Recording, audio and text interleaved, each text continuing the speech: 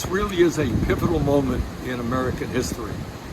Through the reconciliation bill, what we are doing is taking on virtually every powerful special interest in this country. Now, President Biden has expressed confidence that Congress will pass both a bill funding infrastructure investments and a supplementary spending bill, as Democrats seek to infuse trillions of dollars into the U.S. economy. Welcome back to the channel, folks. I hope everyone's having a great and safe day. The Democrats in Congress are writing a $3.5 trillion spending bill. The Republican Party, the grand old party, is made tremendous contributions to our country.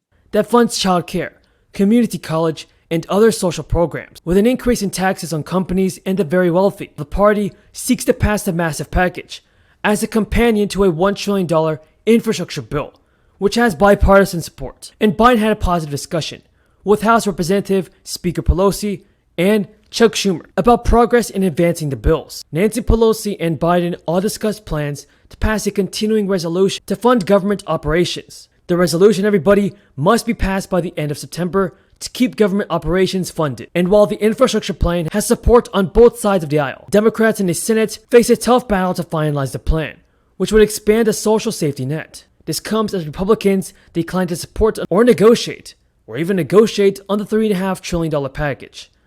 Senate Democrats are taking a route known as budget reconciliation to pass the bill with a simple majority vote.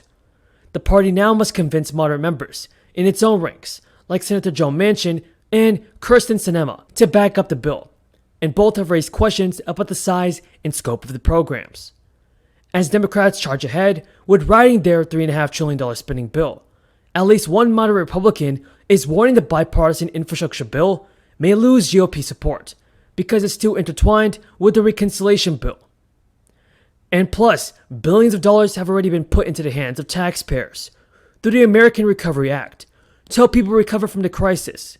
Yesterday, the third payment of the enhanced child tax credit was delivered to families with children under 18 years old, and there will be a third stimulus check in a series of 6 payments. Plus, people will get the money through direct deposit, should have received it yesterday. People will receive the money with a physical check. We'll have to wait for the mail to arrive. And let's not forget this. Congress expanded the maximum amount of the tax credit from $2,000 to $3,600 for each child this year. Most families will get the money, and single filers with an AGI income of $75,000 less will get the full benefit.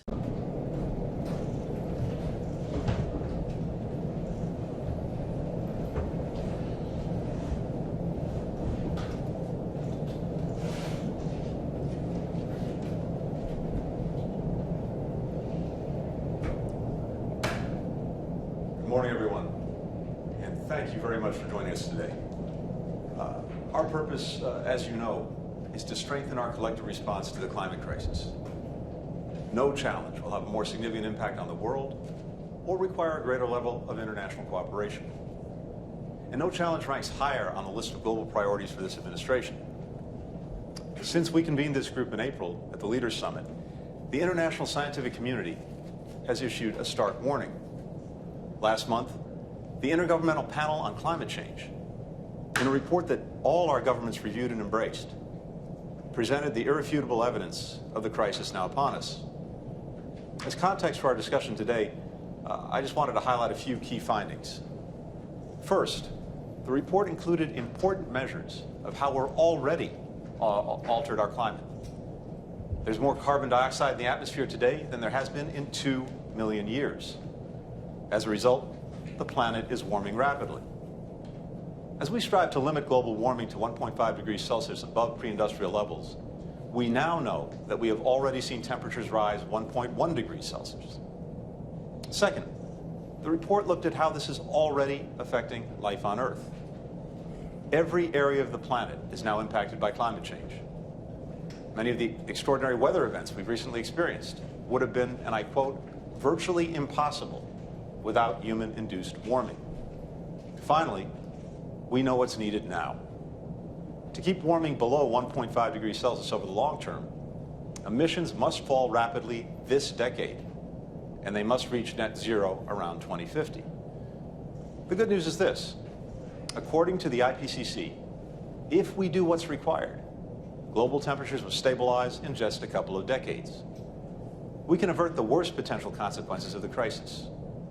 That's our charge now. The science is clear, and it's up to the countries assembled here today to lead a decisive global response. With that, it's now my honor to introduce the President of the United States, Joe Biden. It's good to see you all. Good morning. Thank you, Secretary Blinken, and a special thanks to Special Envoy Kerry. John's been a friend for a long time, and I have absolute trust in his leadership on this issue. We're honored to host all of you today as a follow-up to the Leaders Summit Climate we hosted back in April.